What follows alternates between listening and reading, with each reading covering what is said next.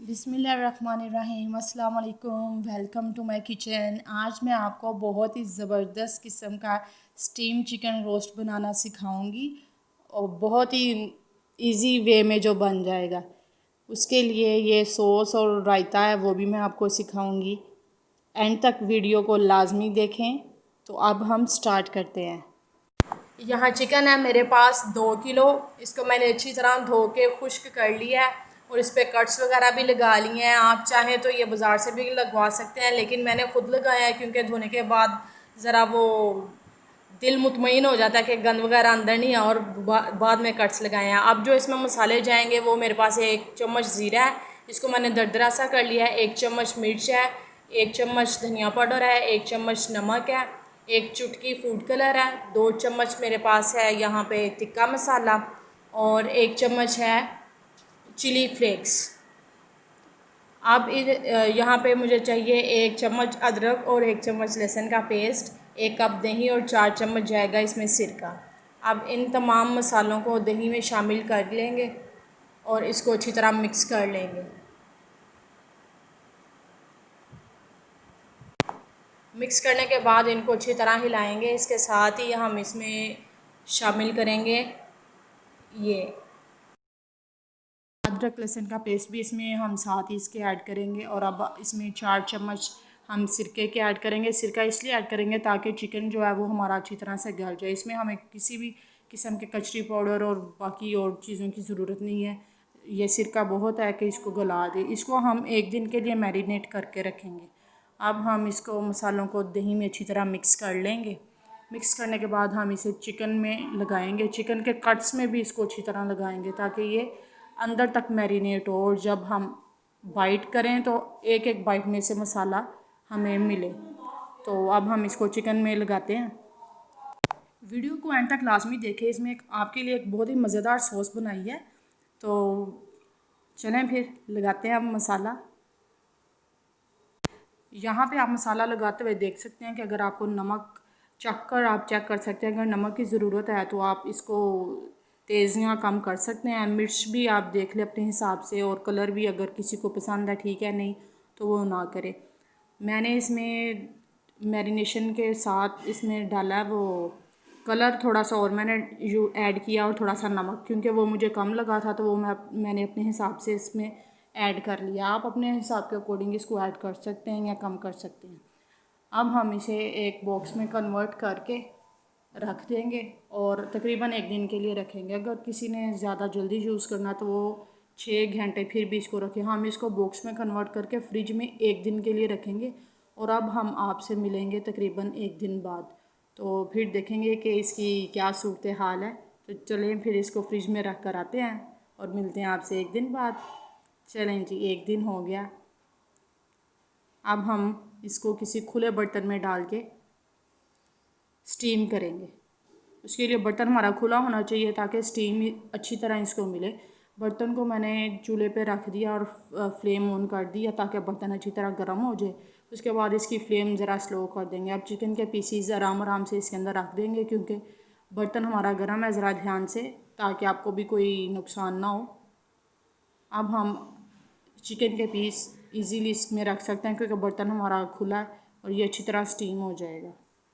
ऐसा ज़बरदस्त चिकन शायद ही आपको किसी ने सिखाया हो। तो चलें फिर, मुझे भी आप अपनी दुआ में याद रखें और साथ बात बनाएं हैं इसको। तो कैसा बनता है आपको, आप मुझे कमेंट करके ज़रूर बताएं। अगर कोई और रेसिपी आप सीखना चाहते हैं तो वो भी आप मुझे बता सकते हैं, मैं आपको बताऊँगी। अब चिकन को हम एक साइड से 8 से 10 मिनट तक पकाएंगे। तकरीबन 10 मिनट तक पकाएंगे एक साइड से, और इसको कवर करके रख देंगे ज़रा मीडियम स्लो फ्लेम पे। फुल हाई फ्लेम पे नहीं रखना। ये अपने ही चिकन के पानी में और दही के पानी में गलेगा। इसमें हमने कुछ भी ऐड नहीं किया या खाली बर्तन में डाला आपके सामने।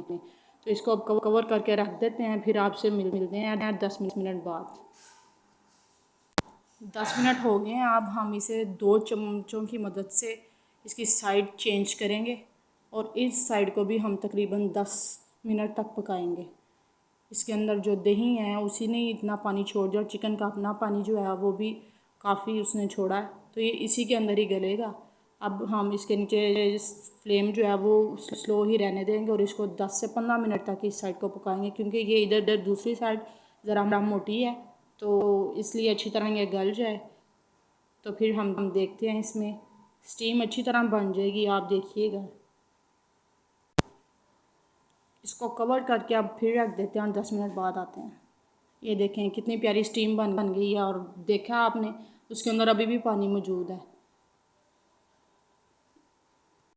اب ہم کسی چیز کی مدد سے چیک کر لیں گے کہ چکن ہمارا گل گیا ہے۔ اگر ہمیں اور مزید گلانے کی ضرورت ہے تو اس کو کور کر دیں گے، نہیں تو پھر ہم اس میں سے یہ لیگ پیس نکال لیں گے، کیونکہ وہ دیکھیں ہڈی سے الگ ہو رہا ہے تو لیگ پیس زیادہ ہمارے وہ نہ ہو جائیں، اس لیے اس کو میں نے نکال دیا، اور یہ دونوں اسی کے اندر ہیں۔ یہ جو میں نے آپ کو سوس کا بتایا تھا وہ اسی مسالے سے سوس بنے گی، آپ دیکھیں ذرا۔ لیگ پیس میں نے نکال کے علیحدہ کر دیے تھے۔ اب یہ مسالہ تقریباً اس نے آئل چھوڑ دیا، اور یہی وہ سوس ہے جو میں نے آپ کو بتائی تھی ہم بنائیں گے۔ اب ہم اس کو بھی نکال لیں گے، اور وہ جو پیچھے ہمارا مسالہ ہے اس کو اس روسٹ کے ساتھ کھائیں گے۔ آپ ایک دفعہ کھا کے دیکھیں، آپ کہیں گے واقعی زبردست۔ اب اس کو ہم نکال لیتے ہیں کسی اپنے اچھے سے برتن میں، اور اس کو چکن کے ساتھ سرو کریں گے اینڈ میں۔ تو یہ دیکھیں گے جو ہمارا سٹیم روسٹ تھا یہ ریڈی ہو گیا۔ آپ چاہیں تو اس کو ایسے بھی کھا سکتے ہیں جس کو آئل نہیں پسند، لیکن اس کو ہم تھوڑی سی لک دینے کے لیے ذرا فرائی کریں گے آئل میں۔ آئل ہمارا گرم ہونا چاہیے، آئل ٹھنڈا ہوگا تو یہ مسالہ ہمارا سارا آئل کے اندر گر جائے گا۔ اب ہم آرام سے اس کو آئل کے اندر شامل کریں گے، ذرا دھیان سے، کیونکہ آئل جو ہے وہ گرم ہے، اپنے ہاتھوں کو بچا کے۔ اب ہم اس کو آئل میں شامل کرتے ہیں۔ آئل میں ڈال کے اس کو زیادہ دیر تک نہیں پکانا، ہمیں بس کلر چاہیے۔ چکن ہمارا آلموسٹ ڈن ہے، کیونکہ اس کو ہم ویسے بھی کھا سکتے ہیں، سٹیم ہو گیا اسی لیے۔ تو یہ بالکل ہمارا ملائی جیسا سافٹ ہوا ہے۔ ہم صرف اس کو کلر دینے کے لیے اس کو فرائی کر رہے ہیں۔ تو ایک منٹ ایک سائڈ سے فرائی کریں گے، اور 1 منٹ بعد ہم اس کو دوسری سائڈ سے فرائی کریں گے۔ اور فلیم ہماری نیچے سلو ہے، یہ آپ نے دھیان رکھنا ہے، کیونکہ اگر فلیم تیز ہوگی تو وہ کلر زیادہ اس کو براؤن آ جائے گا، جو کہ آنکھوں کو بھی اچھا نہیں لگے گا، وہ جلا لگے گا۔ اب 1 منٹ ہو گیا، اب میں اس کی سائڈ چینج کرتی ہوں دھیان سے۔ تو یہ دیکھیں کتنا پیارا کلر آیا ہے، آپ نے دیکھا ہے؟ اگر اس کی فلیم تیز ہوتی تو ایک دم اس نے بلیک ہو جانا تھا۔ اب ہم اسی طرح ان سب پیسز کو فرائی کر لیں گے، اور پھر آپ کو دکھاتے ہیں۔ ہم یہ اس والے پیس کو فرائی کرنے لگے ہیں، آئل بہت گرم رہا، ذرا دھیان سے۔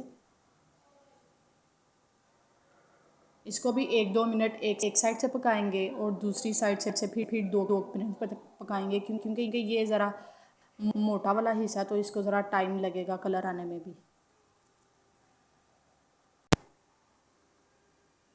چلیں اب اس کی بھی سائڈ چینج کر دیتے ہیں، ٹائم ہو گیا، اس کو نکال لیں۔ اب اس کو نکال کے ہم کسی سی برتن میں رکھ کے پھر آپ کو سارا جب فرائی ہو جائے گا پھر میں دکھاتی ہوں آپ کو۔